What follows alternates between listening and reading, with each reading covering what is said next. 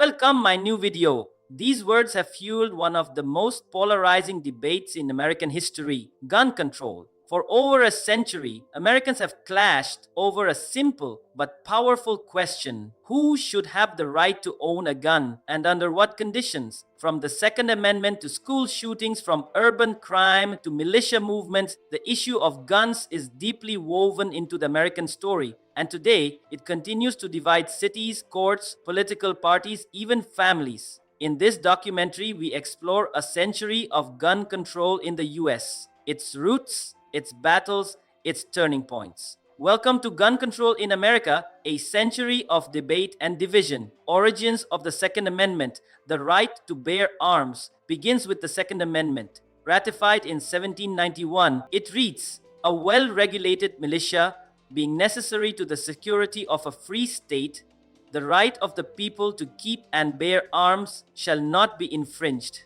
But what did that mean in 1791? At the time, America had no standing army. Militias were civilian defense forces, and gun ownership was both common and expected.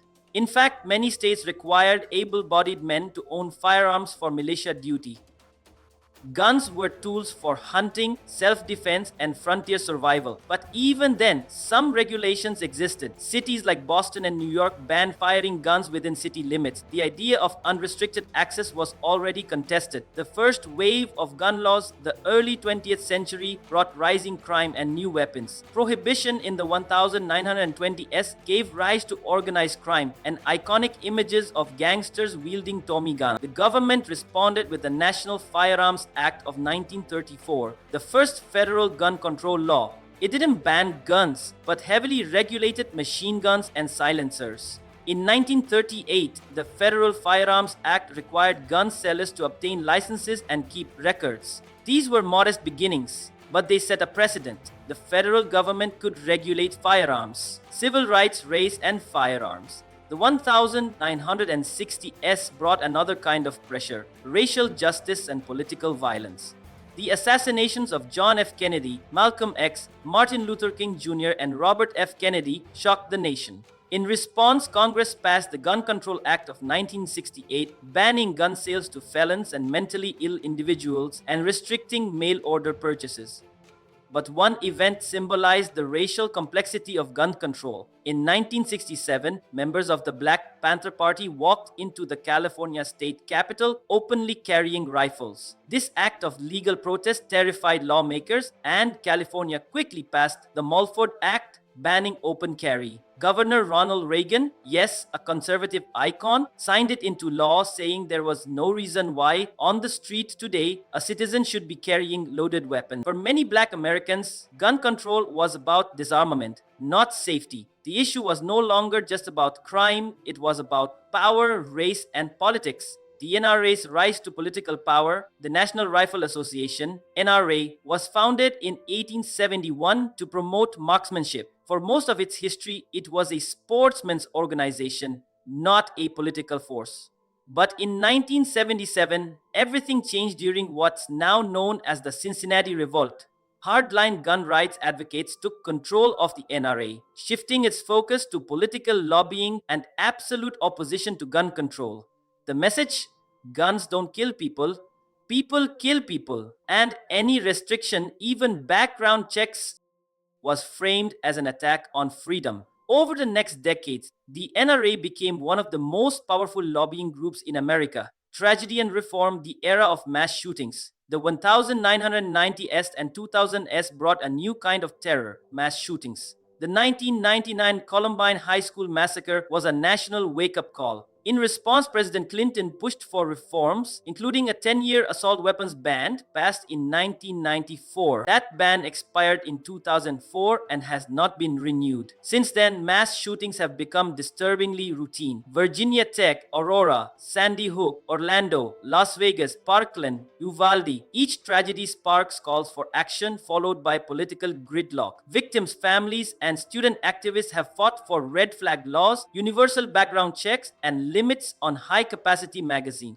But federal legislation continues to stall. Legal battles and the Supreme Court in 2008, a historic ruling changed everything. In District of Columbia v. Heller, the Supreme Court ruled that the Second Amendment protects an individual's right to own a firearm for self-defense. This ruling affirmed gun rights independent of militia service, a massive victory for gun rights advocates. More recently, in 2022, the court struck down a New York law restricting concealed carry, expanding gun rights even further. The courts have become battlegrounds where the future of gun control is increasingly decided. The cultural divide guns have become a symbol of identity in America. For many, guns represent freedom, protection, and self-reliance. For others, they signify danger, trauma, and a failure of public policy. Rural and urban America often see the issue very differently. One side demands more guns to stop crime, the other demands fewer guns to stop violence. The debate isn't just political, it's cultural, and it's deeply personal. The future of gun control.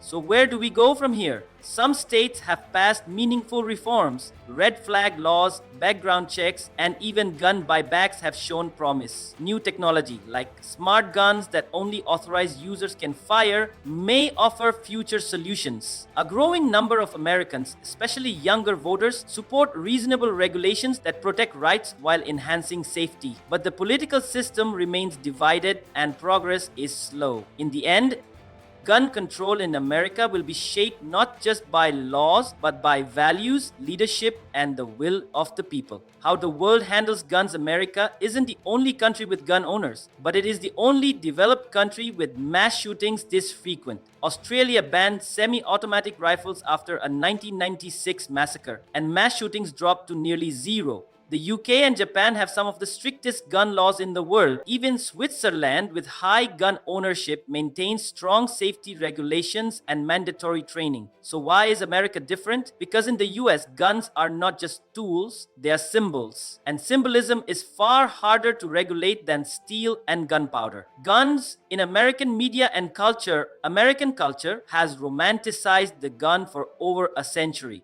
From the frontier heroes of westerns to action movie icons like Rambo and John Wick, the gun has symbolized power, independence, even justice.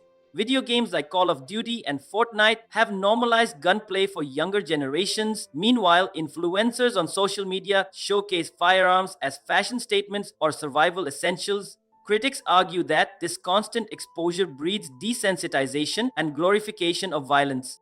Supporters say it's about heritage and realism. Either way, media plays a powerful role in shaping public perception. Psychological toll and the mental health debate. Every shooting leaves more than victims. It leaves survivors and communities grappling with trauma, PTSD, anxiety, fear of public spaces. These are common aftermaths of gun violence, especially among children and teens. Politicians often deflect the blame toward mental health, but mental illness exists worldwide. What makes America different is access to firearms and ease of use. Mental health is important, but using it as a scapegoat often distracts from the real debate. Chapter Searching for Common Ground: Is Compromise Possible in America's Gun Debate? If you enjoyed this video and it gave you something to think about, don't forget to like, share, and subscribe.